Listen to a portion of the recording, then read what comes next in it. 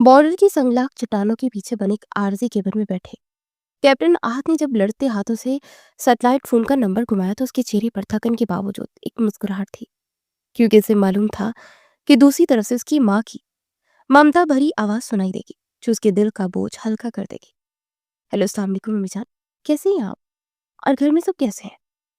आहत की आवाज में इश्तियाक था और दूसरी तरफ से नासरा बेगम ने फोन उठाते एक लंबी आह भरी और बड़े लाड से बोली, वालेकुम अस्सलाम मेरा शेर पुत्र, मैं बिल्कुल ठीक हूँ। बस तेरी याद सताती है। बाकी तो घर में अल्लाह का बड़ा करम है, हर तरफ रौनक है और तेरी अमानत लाइबा का तो मैं इतना ख्याल रख रही हूँ कि मोहल्ले की औरतें मिसालें देती हैं कि सास हो तो ऐसी हो। आहद ने सुकून का सांस लिया और पूछा, अम्मी लाइबा कैसी है? उसकी तबीयत अब ठीक है ना? डॉक्टर ने उसे मुकम्मल आराम का कहा था। क्या वो वाकई वक्त पर दवा और फल ले रही है?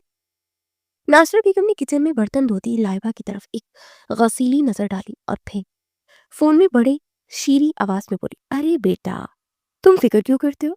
अभी थोड़ी देर पहले मैंने उसे अपने हाथों से बादाम वाला दूध पिलाया और अब वो कमरे में आराम कर रही है। डॉक्टर की क्या मिजाज, जो मेरी बहू को थकने दे। मैंने तो उसे कह दिया कि लाइबा बेटी, तुम बस लेटी रहा करो, घर के सारे काम तो मैं खुद चुटकियों में कर लेती हूँ। आहत का दिल खुशी से भर गया और तेल तजाइया लहजे में कहा, अम्मी जरा लाइबा से बात तो करवाइएगा, बड़ी देर हो गई उसकी आवाज नहीं सुनी। नासरा बेगम ने फौरन मंत्रा बदला और कहने लगी, अरे वाहत बेटा, अभी तो वो गहरी नींद सोई है। उसे थोड़ी देर पहले कमर में दर्द था तो मैंने सुला दिया। कि अब इस मासूम की नींद खराब करना मुझे अच्छा नहीं लगेगा ना। वैसे भी तुम जानते हो कि इस हालत में उसे आराम की कितनी जरूरत है। आहत ने कुछ उदासी से कहा, जी अम्मी आप ठीक कह रही हैं, उसे सोने दे, बस उसका ख्याल रखें। मैं जब भी फोन करता हूँ वो अक्सर सो ही रही होती है। नासरा बेगम हंसकर बोली, अरे पागल लड़के, हमल में तो नींद ज्यादा आती है ना, और फिर मैं उसे इतना खिला पिला देती हूँ कि उसे गुनूद की छा जाती है। तुम बस अपनी सरहद की हिफाजत करो। क्या तुम्हारी बीवी मेरी बेटी बनकर राज कर रही है? उधर लाइबा ने जब आहत का नाम सुना तो उसके आंसू गिरे और उसे सिसकती हुई सास की तरफ देखा तो नासरा बेगम ने फोन पर हाथ रखकर उसे आंखों ही आंखों में खामोश रहने की धमकी दी और फिर दोबारा आहत से मुखातिब हुई थी, आहत बेटा सुनो, मैंने लाइबा के लिए देसी घी की पंजीरी बनाई है और कल सी ताज़ा सेबों का क्रेट मंगवाया। वो तो कहती है कि अम्मी आप इतना प्यार करेंगी तो मैं बिगड़ जाऊंगी, मगर मैं उसे कहती हूँ कि तुम मेरे आहत की पसंद हो, तुम्हारा ख्याल रखना मेरा फर्ज है। आहत ने मुस्कुराते हुए कहा, अम्मी आपका बहुत शुक्रिया, आपने मेरा सिर फखर से बुलंद कर दिया। मुझे डर था कि शायद आप उसे पसंद ना करें, मगर आपने तो उसे सगी बेटी बना दिया। लाइबा कैसी लगती है? अब क्या उसके चेहरे पर रौनक आई? नासरा बेगम ने लाइबा के पीले जर्द चेहरे और उबड़ी हुई हड्डियों को देखा और झूठों से कहा, अरे बेटा, उसका चेहरा तो गुलाब की तरह बहक रहा है, इतनी सुर्खी आ गई है कि पहचान ही नहीं जाती। बस तुम जब वापस आओगे तो उसे देखकर हैरान रह जाओगे। अच्छा बेटा फोन बंद करो, कभी लाइबा की नींद ना टूट जाए। मेरी बातों से बस तुम दुआ कर लिया करो। आहत ने दुआ देकर फोन बंद कर दिया, मगर वो क्या जानता था कि जिस लाइबा को वो गुलाब कहा जा रहा था वो पिछले कई घंटों से भूखी प्यासी घर की सफाई कर रही है। नासरा बेगम ने फोन रखते लाइबा की तरफ रुक किया और कड़क कर बोली, क्या देख रही हो तमाशा? अब क्या तुम्हारा शोर तुम्हें बचाने आएगा? यहाँ से चुपचाप ये फर्श रख लो और खबरदार जो अगली बार फोन के करीब भी आई, अगर उसे लफ्ज भी पता चला ना तो याद रखना, तुम्हारे पेट में पलने वाले बच्चे का मुस्तकबिल तबाह कर दूंगी। लाइबा ने कांपते हाथों से पूछा, अम्मी जी आज से मेरी 1 मिनट बात करवा देती तो क्या हो जाता? नासरा बेगम ने उसका बाजू मड़ोड़ा और बोली, उससे बात करके तुमने रोना धोना था ना, और वो परेशान हो जाता, फिर उसकी नौकरी पर असर पड़ता। क्या तुम चाहते हो कि कोर्ट मार्शल हो जाए? चुपचाप काम करो, ये ड्रामे बंद करो। आहत को तो मैंने ऐसा सब्ज बाग दिखाया कि वो कभी सोच भी नहीं सकेगा कि इस घर में तुम्हारे साथ क्या हो रहा है। वो तो मुझे जन्नत समझता है और तुम एक बोझ हो जिसके गले पड़ गई हो। लाइवा खामोशी से फर्श पर चुप गई, जबकि बॉर्डर पर आहत की सोच कर पुरसुकून नींद सोने की कोशिश कर रहा था कि उसका घर दुनिया का बेहतरीन घराना है, जहां मोहब्बत और सच्चाई का राज है। उसे क्या खबर थी कि सच्चाई तो कहीं गहरी तारीकी में दबी सिसकियां ले रही है, और जिस आवाज पर वो एतबार कर रहा है वो दरअसल एक मक्कार शिकारी की आवाज है, जो इसकी गैर मौजूदगी में اس کے سب سے پیارے رشتے کو دیمک کی طرح چاٹ رہی ہے۔ صبح کے 5 بجے تھے جب ابھی آسمان پر سفیدی بھی پوری طرح نمودار نہیں ہوئی تھی کہ بیگم ناصرہ نے لائبہ کے کمرے کا دروازہ زور زور سے پیٹنا شروع کر دیا۔ کڑکدار آواز میں چلائی، او بستر توڑنے والی، اٹھ جا، سورج سر پر آنے والا ہے اور ابھی تک تو کچن کا چولہا بھی نہیں جلا سکی۔ لائبہ نے اپنی بوجھل آنکھیں کھولنے کی کوشش کی تو اسے ایسا لگا جیسے اس کے پورے جسم میں سوئیاں سے چبھ رہی ہوں۔ اس نے ہمت کر کے سہارا لیا اور دروازہ کھولا تو سامنے بیگم ناصرہ ہاتھ میں گندا کپڑا پکڑے کھڑی تھی۔ لائبہ نے دبی آواز میں کہا، امی جی میری طبیعت بہت خراب ہے، رات پر پیٹ میں مروڑ اٹھتے رہے اور سر بھی چکرا رہا ہے، اگر آپ اجازت دے تو میں 1 گھنٹہ اور لیٹ جاؤں۔ ناصرہ بیگم نے ایک تمسخرانہ کہکا لگایا اور لائبہ کا بازو پکڑے اسے باہر کی طرف جھٹکا دیا اور بولی، بی بی واہ کیا بہانے ترستی ہے، تم نے تو چاہتی ہو کہ میں بوڑھی ہڈیوں کے ساتھ تمہارے نخرے اٹھاؤں اور تم شہزادیوں کی طرح بستر پر پڑی رہو۔ میرے بیٹے کو تم نے فون پر لوٹ لیا مگر یہاں میری حکومت ہے، ابھی جاؤ اور پہلے صحن کی دھلائی کرو اور پھر ناشتہ بناؤ۔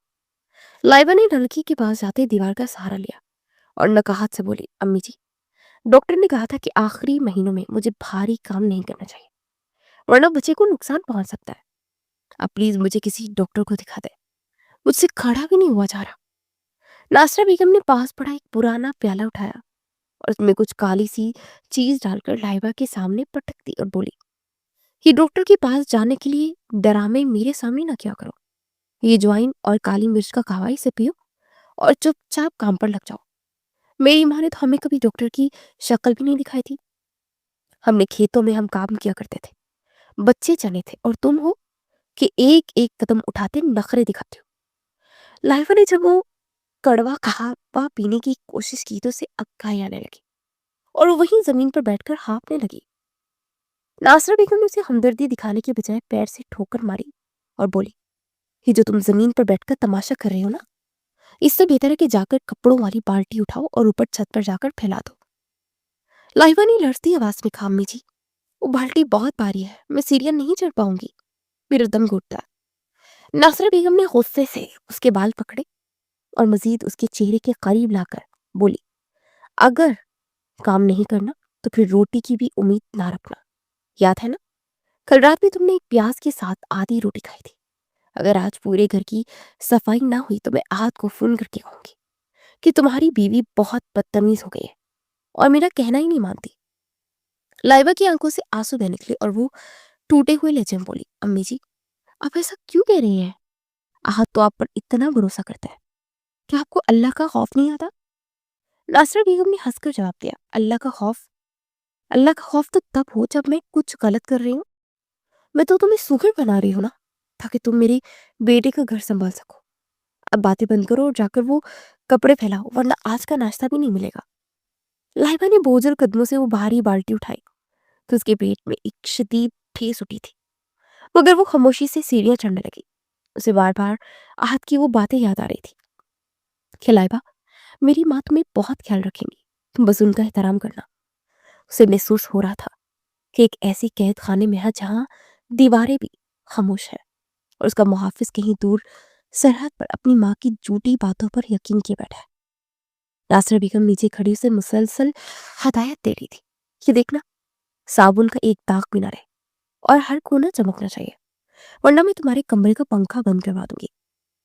لائبہ نے چھت پر پہنچ کر آسمان کی طرف دیکھا اور دھیمی آواز میں دعا مانگی کہ یا اللہ میری ہمت جواب دے رہی ہے، مجھے اور میرے بچے کو بچا لے ورنہ یہ عورت مجھے جیتی جی مار ڈالے گی۔ اسے لگ رہا تھا کہ اس کے جسم کا ایک ایسا جوڑ جواب دے رہا ہے مگر ناصرہ کا ظلم تھا کہ تھمنے کا نام ہی نہیں لے رہا تھا۔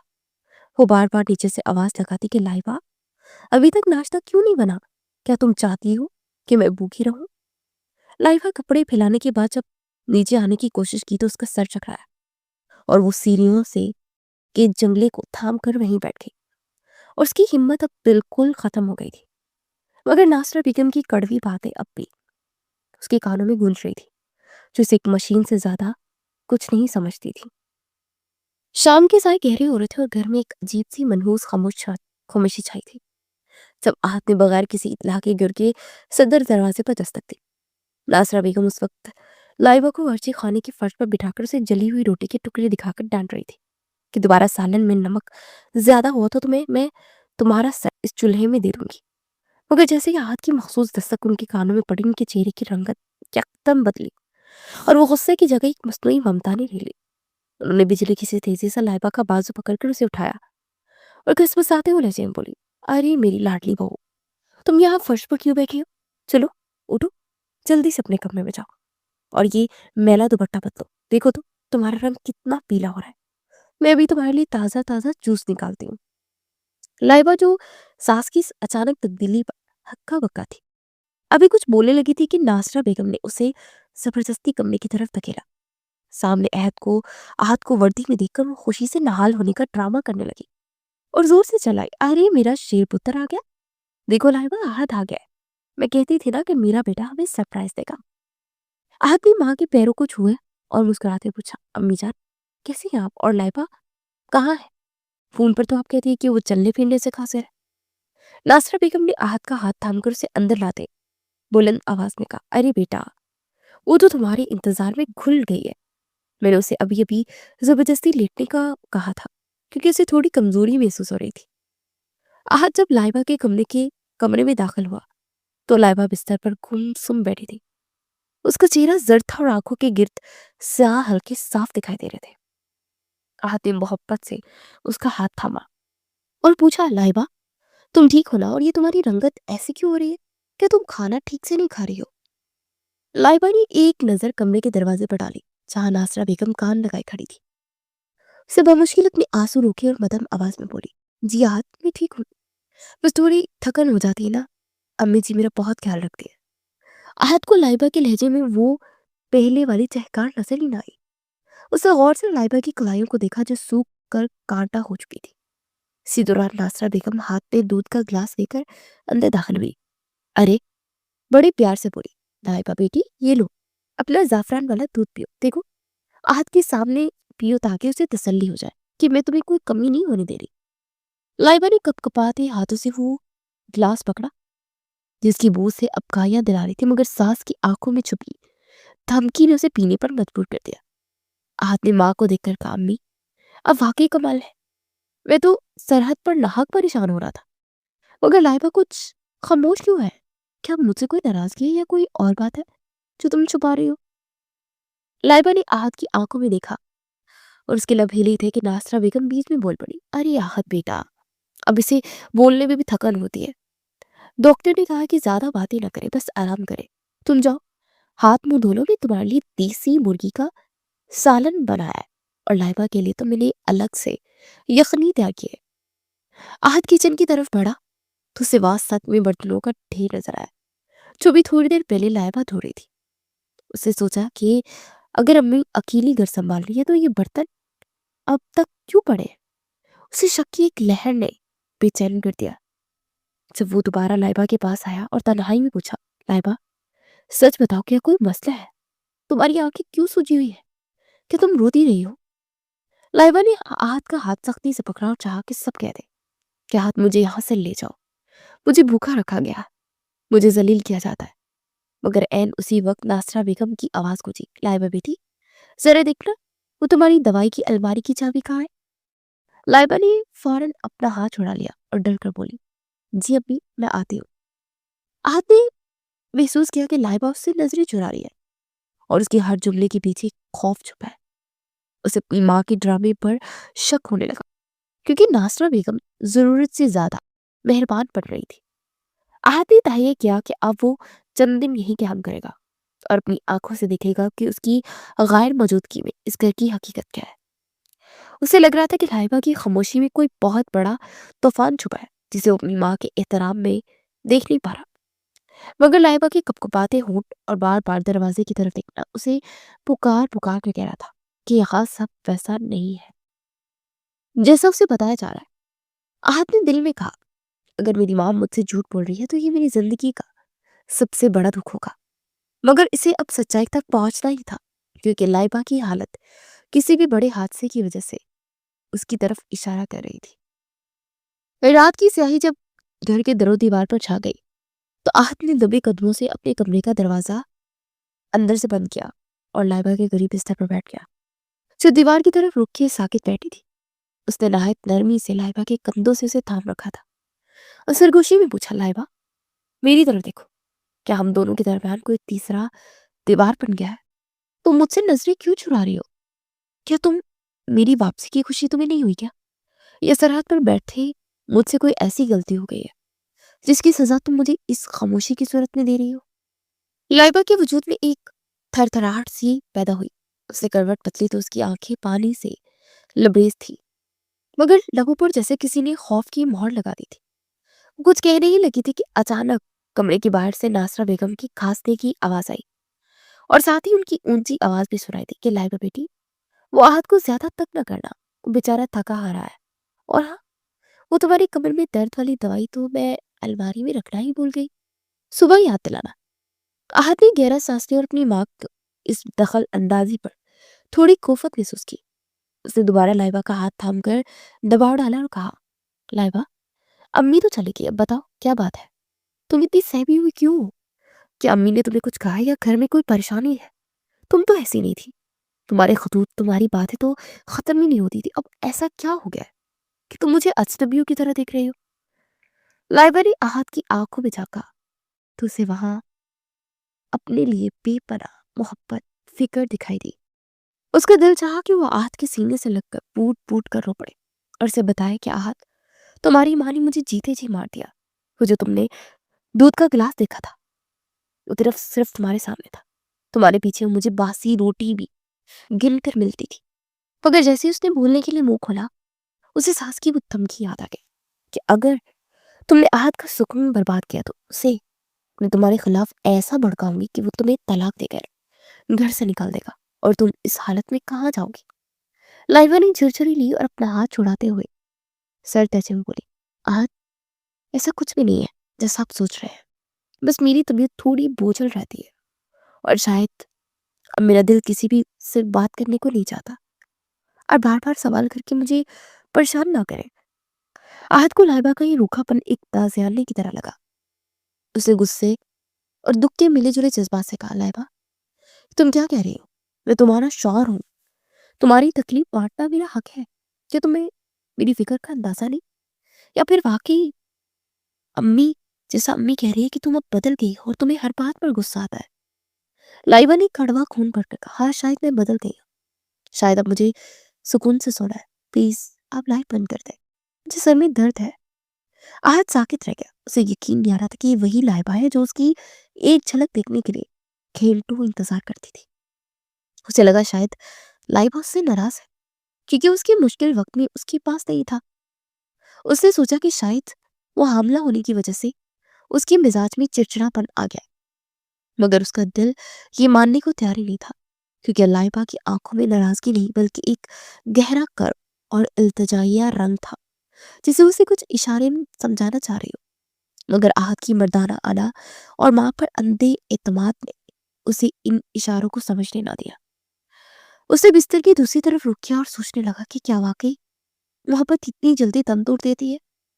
उधर लाइबा अंधेरे में छुप कर दबे दबे अंदाज में सिसकियां ले रही थी और दिल ही दिल में अपने बच्चे से बातें कर रही थी कि मेरे बेटे, तुम्हारा बाप बहुत अच्छा है मगर अपनी माँ की बक्कारी के आगे बेबस है, मुझे माफ कर देना।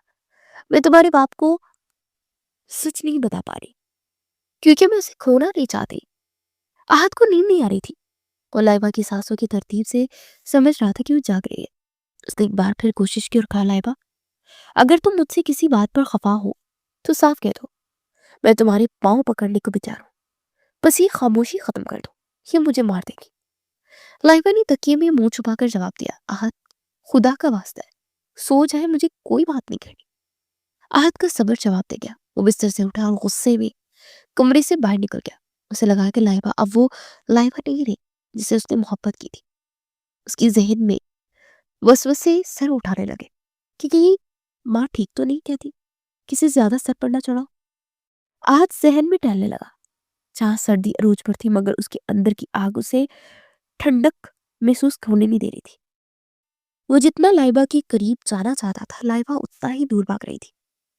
اور یہی وہ موڑ تھا جہاں ناصرہ بیگم کی چال کامیاب ہوتی نظر آ رہی تھی، کیونکہ انہوں نے میاں بیوی کے درمیان شک اور خاموشی کی ایک ایسی خلج پیدا کر دی تھی جسے بانٹنا اب احد کے لیے ناممکن سا ہو رہا تھا۔ اسے محسوس ہو رہا تھا کہ اس کا اپنا گھر اس کے لیے ایک بھول بھلیا بن گیا ہے، جہاں ہر چیز ایک نقاب اوڑے ہوئے ہے اور وہ بیچارہ حقیقت کی تلاش میں اندھوں کی طرح ہاتھ پاؤں مار رہا ہے۔ مگر سچائی تو بہت بھیانک تھی، جو اگلے چند صبحوں میں اس کے سامنے ایک دھماکے کی صورت میں آنے والی تھی، جس کا اسے وہم و گمان بھی نہیں تھا۔ اگلی صبح جب سورج کی پہلی کرن نے صحن میں قدم رکھا تو ناصرہ بیگم نے بڑی مہارت سے اپنا وار کرنے کی تیاری کر لی۔ احد رات بھر کی بے چینی کے بعد جب کچن میں اپنی ماں کے پاس گیا تو ناصرہ بیگم نے ایک لمبی آبری اور چولہے پر چائے کا پتیلا رکھ دے بڑے دکھ بھری لہجے میں بولی، احد بیٹا، رات تم دونوں کے کمرے سے اونچی اونچی آوازیں آ رہی تھی کہ لائبہ نے پھر تمہارے ساتھ بدتمیزی کی۔ میرا تو دل خون کے آنسو روتا ہے جب یہ دیکھتی ہوں۔ میں نے سوچا تھا کہ تمہارے آنے سے وہ خوش ہو جائے گی، مگر اس کے تو تیور ہی نہیں مل رہے۔ احد نے کرسی کھینچ کر بیٹھتے ہوئے ماتھے پر ہاتھ رکھا اور پیشانی سے بولا، امی، سمجھ نہیں آ رہا کہ اسے ہوا کیا ہے۔ وہ مجھ سے بات تک نہیں کرتی، ایسا سلوک کر رہی ہے جیسے میں اس کا دشمن ہوں۔ ناصرہ بیگم نے چائے کا کپ احد کے سامنے رکھا اور آواز کو مزید دھیما کر کے اس کے قریب پہنچتے ہوئے بولی، بیٹا، میں تمہیں بتانا نہیں چاہتی تھی، مگر وہاں سرحد پر پریشان ہو گئے تم، مگر حقیقت یہ ہے کہ تمہارے جانے کے بعد لائبہ بالکل بدل گئی ہے۔ اب وہ گھر کے کسی کام کو ہاتھ نہیں لگاتی، سارا دن بس بستر پر پڑی رہتی ہے، اور جب مجھ سے کہتی ہوں کہ بیٹا تھوڑا ہاتھ بٹا دو تو آگے سے مجھے آنکھیں دکھاتی ہے اور کہتی ہے کہ آپ کا بیٹا مجھے یہاں نوکرانی بنا کر نہیں لایا۔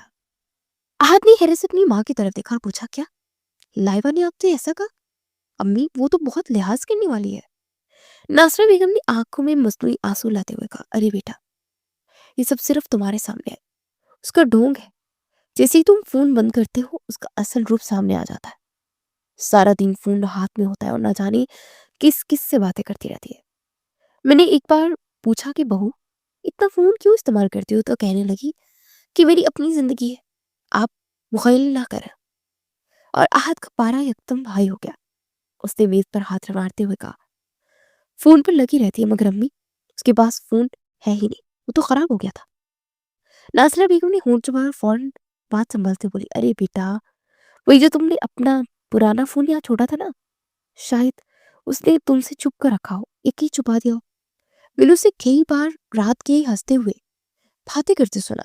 میرا تو دل دھک سے رہ جاتا ہے کہ میرا بھولا بادشاہ بیٹا وہاں جان پر کھیل رہا ہے اور یہاں یہ بی بی رنگرلیاں بنا رہی ہے۔ احد کی کشمکش اب انتہا کو پہنچ چکی تھی۔ اسے ایک طرف لائبہ کو وہ معصوم اور زرد چہرہ یاد آ رہا تھا، دوسری طرف اپنی ماں کی زبان سے نکلنے والے یہ زہریلے الفاظ اسے اندر سے جلا رہے تھے۔ اسے سوچا کہ کیا واقعی لائبہ دوگلی ہو سکتی ہے۔ اسی دوران لائبہ کچن کے دروازے سے آئی تو ناصرہ بیگم نے فوراً اپنا لہجہ بدلا اور بلند آواز میں بولی، ارے لائبہ بیٹی، آؤ آؤ، دیکھو میں تمہارے لیے مکھن کا پراٹھا بنایا تھا، تم تو کھاتی ہی نہیں ہو، بس سارا دن اپنی سہیلیوں پر فون پر باتیں کرتی رہتی، تھوڑا صحت کا بھی خیال رکھا کرو۔ لائبہ ہکا بکا رہ گئی تھی اور کانپتی آواز میں بولی، امی جی، میرے پاس فون کہاں ہے؟ وہ تو آپ نے 3 ماہ پہلے ہی مجھ سے لے لیا تھا۔ کہ احد نے آپ سے خود بات کر لی ہوگی۔ ناصرہ بیگم نے ایک دم احد کی طرف دیکھا اور زور سے ہنستے بولی، دیکھو احد، دیکھو کیسے سفید جھوٹ بول رہی ہے یہ لڑکی، اب تو یہ مجھ پر چوری کا الزام بھی لگانے لگے گی۔ لائبہ بیٹا، اگر جھوٹ بولنا ہی ہے تو کم از کم اتنا تو بولو کہ جو ہضم ہو سکے۔ میرے تمہیں فون کیوں لینا تھا احد؟ لائبہ نے کو غصے سے گھورتے ہوئے بولا، لائبہ بس کر دو، تم اتنا گر جاؤ گی میں نے سوچا نہیں تھا۔ امی تمہارے لیے ناشتہ بنا رہی ہے اور تم انہی پر الزام لگا رہی ہو۔ لائبہ کی آنکھوں سے آنسو بہنے لگے۔ اس نے بے بسی سے بولا، احد، خدا کے لیے میرا یقین کرے، میرے پاس کوئی فون نہیں ہے اور نہ ہی میں نے کسی سے بات کی ہے۔ امی جی، آپ کیوں ایسا کر رہی ہیں؟ میں نے آپ کا کیا بگاڑا ہے؟ ناصرہ بیگم نے احد کا بازو پکڑا اور بولی، احد، اب یہ مجھ سے بدتمیزی کر رہی ہے۔ میں نے کہا تھا نا کہ یہ بہت چالاک ہے، تمہارے سامنے مظلوم بنتی ہے اور پیٹھ پیچھے میرا جینا حرام کر رہی ہے۔ تم ہی بتاؤ، کیا میں اس عمر میں جھوٹ بولوں گی؟ احد نے لائبہ کو جھٹکتے ہوئے کہا، یہاں سے چلی جاؤ لائبہ، اس سے پہلے کہ میرا ہاتھ اٹھ جائے۔ میں اپنی ماں کی ایک ایک بات پر یقین رکھتا ہوں، کیونکہ انہوں نے مجھے پالا ہے. تم تو صرف چند سال پہلے میری زندگی میں آئی ہو. لائبہ روتی ہوئی اپنے کمرے میں چلی گئی اور ناصرہ بیگم کے چہرے پر ایک فاتحانہ مسکراہٹ آ گئی. انہوں نے آہت کے چہرے پر کندھے پر ہاتھ رکھا اور ہمدردی سے بولی، بیٹا صبر کرو، ایسی عورتیں صرف مکر کرنا چاہتی، تم بس اس پر نظر رکھو، تمہیں خود سچائی پتہ چل جائے گی. آہت کچن سے باہر نکل گیا مگر اس کا ذہن مفلوج ہو چکا تھا. اسے سمجھ نہیں آ رہا تھا وہ کس پر یقین کرے، لائبہ کی آنکھوں میں چھپا سچ یا ماں کی زبان سے نکلتا زہر. اسے ایسا محسوس ہو رہا تھا جیسے اس کے گھر کی بنیادیں ہل گئی ہوں اور ایک ایسے گرداب میں پھنس گیا ہو جہاں ہر لمحہ اسے ڈبونے کی کوشش کر رہی ہو. اس نے فیصلہ کیا کہ وہ اب لائبہ سے فاصلہ رکھے گا تاکہ وہ خود اپنی غلطیوں کا اعتراف کرے. مگر وہ یہ نہیں جانتا تھا کہ یہ خاص فاصلہ لائبہ کو موت کے قریب لے کر جا رہا ہے اور ناصرہ بیگم کی یہ نئی چال میاں بیوی کے مقدس رشتے کو ہمیشہ کے لیے ختم کرنے کا پہلا قدم تھی. آہت کے دل میں لائبہ کے لیے نفرت کا بیج بو دیے گئے تھے اور اب وہ صرف اس نفرت کے تناور درخت بننے کا انتظار کر رہا تھا. رات کا پچھلا پہر تھا اور باغ کی یخوستہ ہواؤں نے گھر کی کھڑکیوں کو بری طرح سے جھنجھوڑنا شروع کیا. جب لائبہ کے پیٹ میں اٹھنے والے درد کی ٹھیسوں نے اسے نیم بے ہوشی کی حالت سے جھٹکا دے کر بیدار کر دیا. اس کا پورا جسم پسینے میں شرابور تھا اور اسے ایسا محسوس ہو رہا تھا جیسے اس کے اندر کوئی چیز ٹوٹ رہی ہو. اس نے اندھیرے میں اپنا ہاتھ پاس لیٹی آہت کی طرف بڑھایا مگر ابھی اسے کل کی وہ تلخ گفتگو یاد آ گئی جب آہت نے اسے جھٹک کر کہا تھا کہ تم میری ماں پر الزام لگاتی ہو، تم جیسی عورت کی منہ لگنا بھی گناہ ہے. لائبہ نے اپنے ہونٹوں پر ہونٹ دانتوں تلے دبا لیے تاکہ کوئی چیخ باہر نہ نکلے اور آہت کی نیند خراب نہ ہو جائے. مگر جب درد ناقابل برداشت ہو گیا تو وہ دیواروں کا سہارا لیتی بمشکل گھسٹ کر ساس کے کمرے تک پہنچی اور دروازے پر دستک دی. امی جی پلیز دروازہ کھولے، میری جان نکل رہی ہے، امی جی مجھے ہسپتال لے جائے. لائبہ کی آواز اتنی نافیف تھی کہ اسے خود پر ٹھیک سے سنائی نہیں دے رہی تھی. ناصرہ بیگم نے غصے سے بھرپور انگڑائی لی اور دروازہ کھولے بغیر وہیں سے چلائی، او منحوس ماری، اب اس وقت کیا نیا ڈرامہ شروع کر دیا تم نے؟ کیا گھر والوں کو سکون سے سونے بھی دو گی تم؟ لائبہ نے درد کی شدت سے دوہرے ہوتے ہوئے جواب دیا، امی جی اللہ کا واسطہ ہے مذاق نہ سمجھے، بچہ حرکت نہیں کر رہا اور میرا دم گھٹ رہا ہے، مجھے لگتا ہے کہ میں مر جاؤں گی. ناصرہ بیگم نے اندر سے کڑک جواب دیا، کچھ نہیں ہوتا، یہ سب تمہارے نخرے ہیں تاکہ آہت کو جگا کر تم ہمدردی بٹورو اور مجھے اس کے سامنے برا ثابت کرو. چپ چاپ جا کر اپنے بستر پر لیٹ جاؤ اور اگر دوبارہ میرے دروازے پر آئی تو یاد رکھنا صبح ناشتہ بھی تمہیں نصیب نہیں ہوگا. یہ کوئی درد ورد نہیں ہے، بس گیس ہوگی، تھوڑا پانی پیو اور سو جاؤ. لائبہ کی آنکھوں کے سامنے اندھیرا چھانے لگا. اسے دوبارہ ہمت جما کے اور کہا، امی جی اگر مجھے کچھ ہو گیا تو آہت کو کیا جواب دے گی؟ مگر ناصرہ بیگم اب خاموش ہو چکی تھی اور لائبہ کے ہاتھ دروازے سے پھسل کر زمین پر آ گرے. اسی دوران آہت کو اپنے کمرے کے باہر دبی دبی سسکیاں اور کسی کے گرنے کی ہلکی سی آہٹ سنائی دی. اس نے بستر سے پہلو بدلا اور سوچا کہ شاید لائبہ پھر سے باہر جا کر کوئی نیا تماشا کر رہی ہے تاکہ میں اسے مناؤں. اس نے خود سے کہا کہ نہیں آہت، اب تم نے پگھلنا نہیں ہے، بات ٹھیک کہتی ہے، اسے ضرورت سے زیادہ اہمیت دے دی ہے تو یہ تمہارے سر پر سوار ہو جائے گی. اسے تکیہ کانوں پر رکھ لیا اور اپنے ذہن میں اٹھنے والے ان وسوسوں کو دبا دیا جو اسے پکار پکار کے کہہ رہے تھے کہ باہر کچھ غلط ہو رہا ہے. آہت نے اپنے دل کو سمجھایا کہ لائبہ اب وہ معصوم لڑکی نہیں رہی بلکہ وہ ایک مکار اداکار بن چکی ہے جو ہر وقت اسے اس کی ماں کو لڑانے کی کوشش کرتی ہے.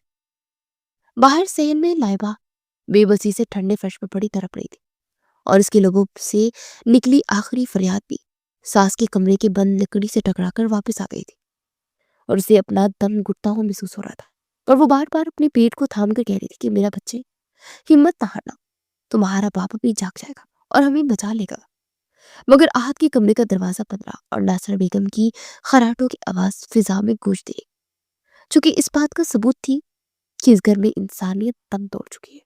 اور آہت کو ایک بار پھر دروازے پر کسی چیز کے ٹکرانے کی آواز سنائی دی. اسے جھنجھلا کر کہا، لائبہ سو جاؤ، کیوں آدھی رات کو سکون برباد کر رہی ہو میرا؟ تمہارے یہ ڈرامے اب مجھ پر اثر نہیں کریں گے. اسے کیا خبر تھی کہ جس لائبہ کو ڈرامہ باز کہہ رہا ہے وہ اس وقت موت اور زندگی کی کشمکش میں مبتلا ہے. اور اس کی وہی خاموشی جسے آج غرور سمجھ رہا تھا، دراصل لائبہ کی جان کئی کی علامت تھی۔ رات کی اس پہر میں جب سب سو رہے تھے، صرف ایک ممتا تھی جو اپنی بقا کی جنگ لڑ رہی تھی، اور ایک مکر تھا جو اپنی جیت پر مطمئن سو رہا تھا، جبکہ کیپٹن احد اپنے وہم و گمان کی دنیا میں قید، سچائی سے کوسوں دور، ایک ایسے موڑ پر کھڑا تھا جہاں سے واپسی کا راستہ بہت گٹن ہونے والا تھا۔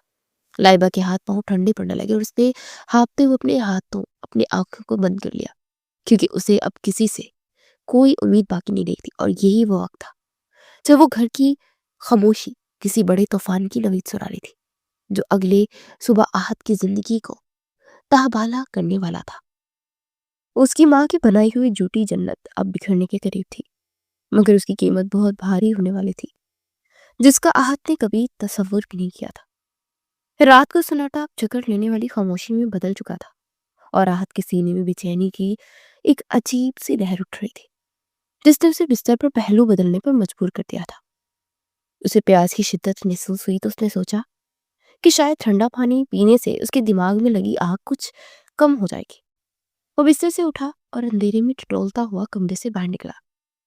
کاریڈور میں مدھم سی روشنی تھی، مگر جیسے ہی وہ کچن کے قریب پہنچا، اسے ایک جھجری سے، کیونکہ کچن کا بیرونی دروازہ کھلا ہوا تھا اور وہاں سے برفانی ہوا کے جھونکے اندر آ رہے تھے۔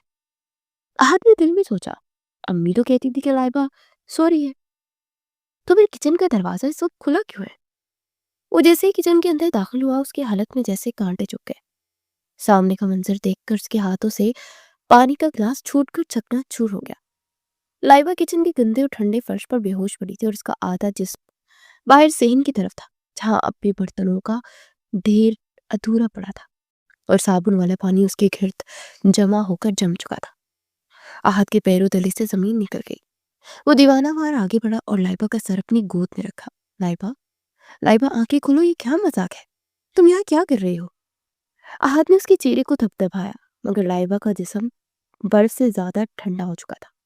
اس کے ہونٹ سفید تھے اور سانسیں اتنی تیزی سے اکھڑی ہوئی تھی جیسے کوئی پرندہ آخری بار پھڑپڑا رہا ہو۔ آہت نے چیخ کر اپنی ماں کو پکارا، امی جان، جلدی باہر آئے، دیکھیں لائبہ کو کیا ہو گیا۔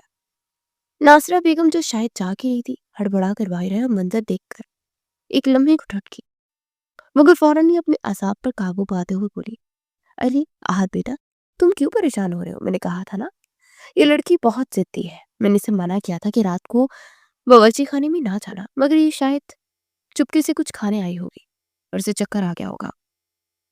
آہت نے غصے سے اپنی ماں کی طرف دیکھا اور پھٹی ہوئی آواز میں بولا، امی آپ ہوش میں تو ہے؟ ذرا دیکھے تو صحیح۔ اس کے ہاتھ صابن سے کھرد رہے اور یہ کھانے نہیں آئی تھی، یہ یہاں برتن دھو رہی تھی، وہ برتن جو آپ نے مجھے کہا تھا کہ آپ خود دھوتی ہے۔ لائبہ کا یہ حال دیکھ کر مجھے بتائیں کہ کیا یہ ایک آرام کرنے والی عورت کا چہرہ ہے؟ ناصرہ بیگم نے بات کاٹنے کی کوشش کی، بولی، دیکھو آہت، مجھ پر چلاؤ مت، میں تمہاری ماں ہوں، ہو سکتا ہے اس نے جان بوجھ کر خود کو گرایا ہو تاکہ تمہیں دکھا سکے۔ آہت نے لائبہ کو اپنی باہوں میں اٹھایا تو اسے ایسا لگا جیسے وہ کسی خالی ڈھانچے کو اٹھا رہا ہو۔ لائبہ کا وزن اتنا کم ہو چکا تھا کہ آہت کا دل خون کے آنسو رونے لگا۔ اسے ماں کی طرف دیکھے بغیر سر تیچے میں کہا، بس کرم، بہت ہو گیا آپ کا یہ جھوٹ۔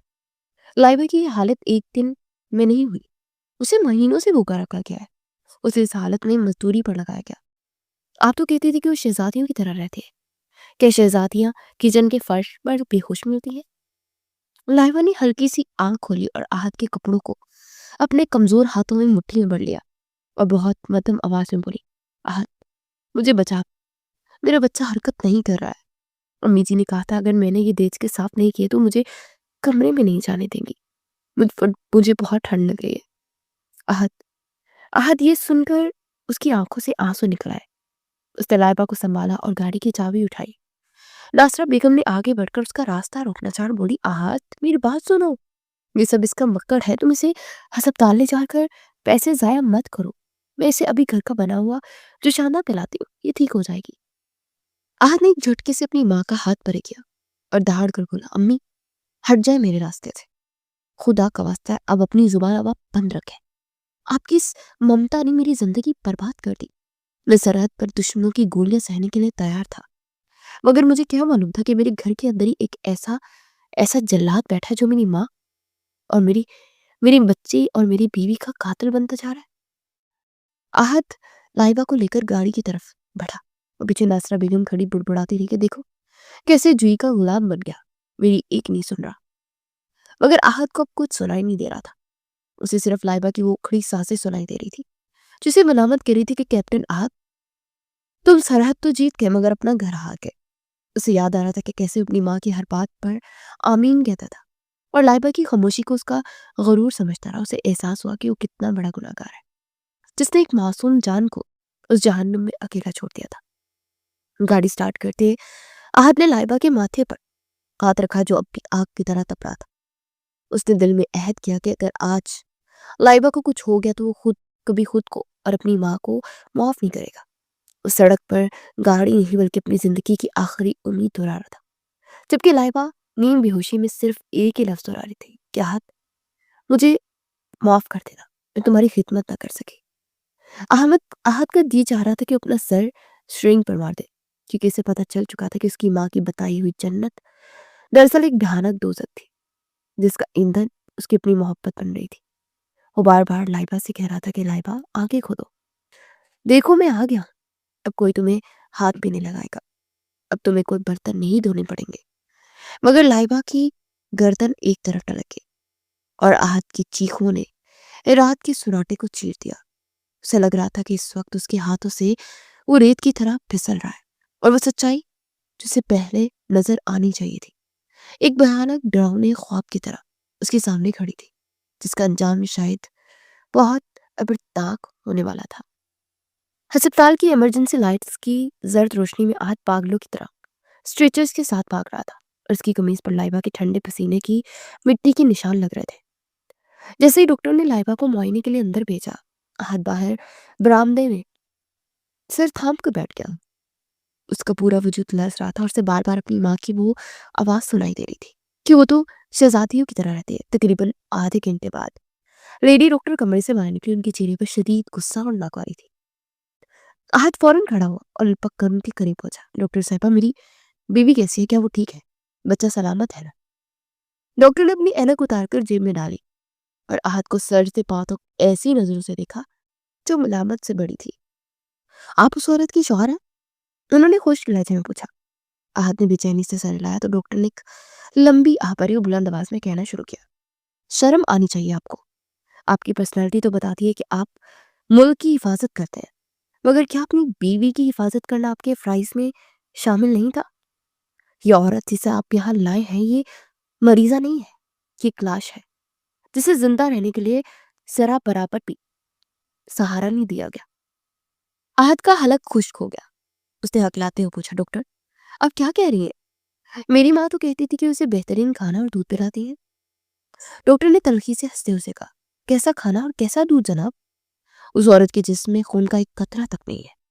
उसके माथे में पिछले 24 घंटों से सिवाय पानी के और कुछ नहीं है। वो फाकों से मर रही है और उसके हाथ पांव की रंगत बता रही है कि उसे शदीद सर्दी में भारी मुशक्कत पर लगाया गया था। उसकी कलाइयां देखी, नीली पड़ चुकी हैं। क्या आपको घर में हमला औरतों से बर्तन दिलवाए जाते हैं? आहत के सीने पर जैसे किसी ने हिथौड़ा मारा। उसकी जुबान गंग हो गई।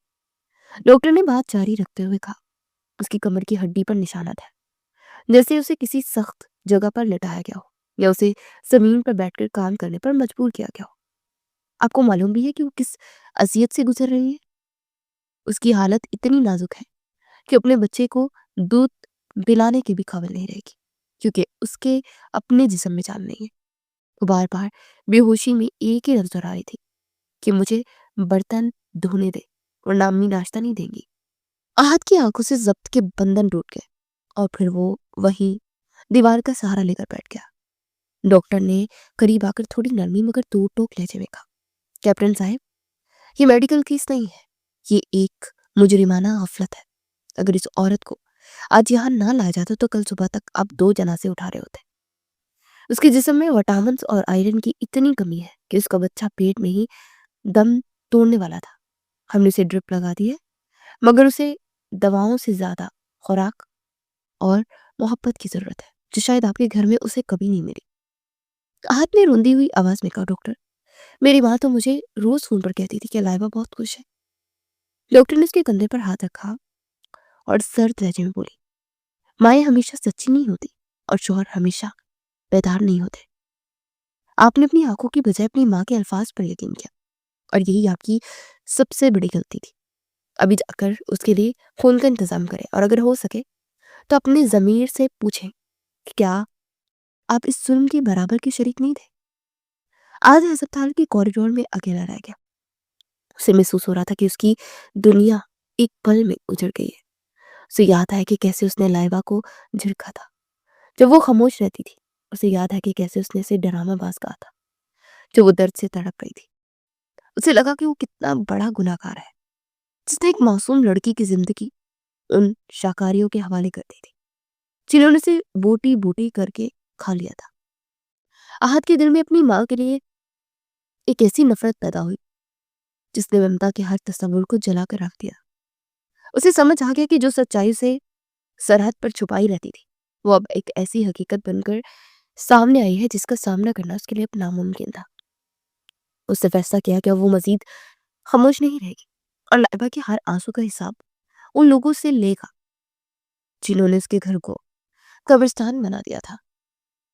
आज जब अस्पताल की वो भयानक रिपोर्ट जेब में डालकर घर की दहलीज पर पहुंचा तो उसके चेहरे पर एक ऐसी मस्नूई खामोशी थी जिसके पीछे तूफान छुपा था। नासरा बेगम किचन में कुर्सी डाले मजे से चाय पी रही थी। आहत को देखते उन्होंने प्याला मेज पर रखा, बड़ी बेचैनी का ड्रामा करती हुई बोली, अरे आहत, आ गई तुम? मैं तो मुसल्ले पर बैठी दुआएं मांग रही थी कि लाइबा खैरियत से हो। डॉक्टर ने क्या कहा? मेरा तो डर के मारे ही बुरा हाल हो रहा है। वो तो है ही कमजोर, जरा सी तकलीफ सह नहीं पाती। आहत ने एक गहरी सांस ली और अपनी माँ की आंखों में झांकते हुए बहुत मध्यम लहजे में कहा, अम्मी, डॉक्टर ने कहा है कि बस मामूली कमजोरी है, थोड़ी देर में हो जाएगा। मैं उसे लेकर आऊंगा अभी और उसे वहीं दाखिल रखा है। नासरा बेगम के चेहरे पर एक इत्मीनान की लहर दौड़ी और उन्होंने तपाई से बिस्किट उठाते हुए कहा, देखा, मैंने तो कहा था ना कि वो ड्रामे कर रही है। बस तुम उसे लेने चले गए और बिला वजह अस्पताल का खर्चा कर दिया। खैर, अब आ गए हो तो आराम करो, मैं तुम्हारे लिए गोश्त भूना है।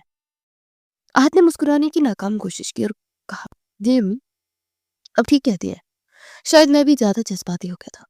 उसे लाइबा के कमरे की अलमारी की चाबी कहा है? मुझे उसके कुछ कपड़े चाहिए थे। नासरिया बेगम ने चाबियों का गुच्छा लटकाते हुए कहा, अलमारी में क्या रखा है? उसके पास सब पुरानी चीथड़े ही तो है। मैंने तो उसे कहा था कि नए कपड़े सिलवा लो, मगर वो तो सुस्ती की मारी है।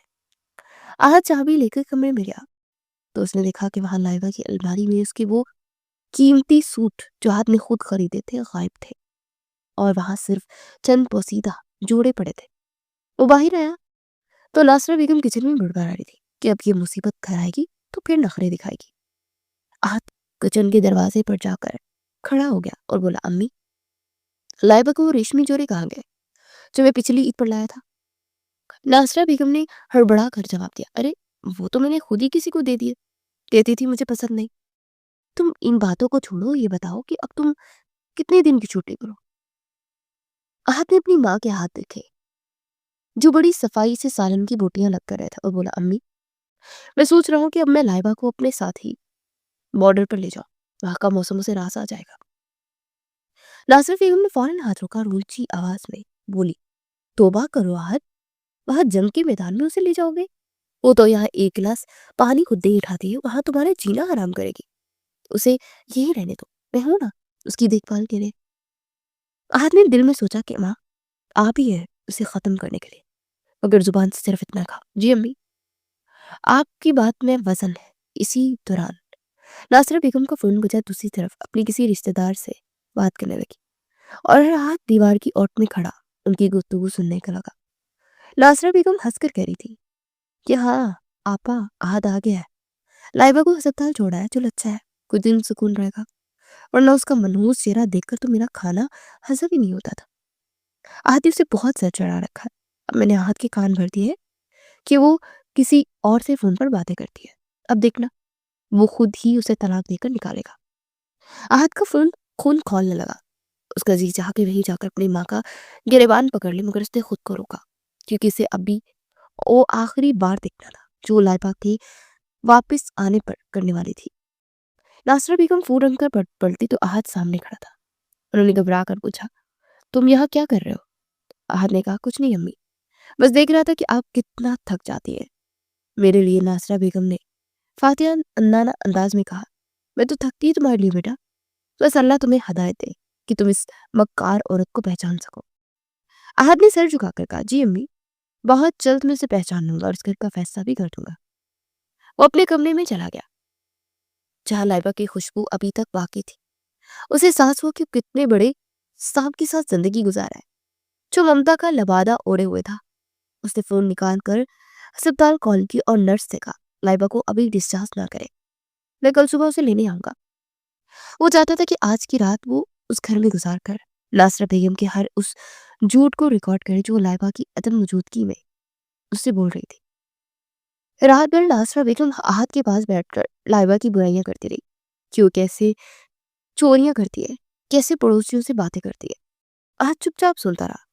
उसे लग रहा था कि वो किसी दलदल में उतर रहा है जहां हर लफ्ज एक गलाजत था। नासरा बेगम ने कहा, आहत बेटा, कल जब वो आए तो उससे कहना कि वो अपने मेके चली जाए, उसकी माँ ने से कोई तमीज ही नहीं सिखाई। आहत ने धीमे से पूछा, अगर वो ना जाए? तो नासरा बेगम ने तर्क कर जवाब दिया, तो मैं इसे धक्के देकर निकाल दूंगी। पर ये मेरा घर है। आहत ने एक सख्त आवरी और कहा, बिल्कुल अम्मी, घर तो आप ही का है और इंसाफ भी अब आपका ही होगा। वो बिस्तर पर लेट गया मगर उसकी आंखें छत को घूर रही थी। वो सुबह का इंतजार कर रहा था जो वो लाइबा को लेकर आएगा और उस नापाक ड्रामे का हमेशा के लिए ड्रॉप सीन करेगा। उसे अपनी माँ की हर हंसी में लाइबा की सिसकियां सुनाई दे रही थी और मेडिकल रिपोर्ट उसकी तकिए के नीचे किसी बम की तरह दहक रही थी जो किसी भी वक्त फटकर उस घर के छोटे सुकून को राख कर सकती थी। आहद ने तहैया कर लिया था कि अब वो खामोश नहीं रहेगा, चाहे उसकी कीमत कुछ भी हो।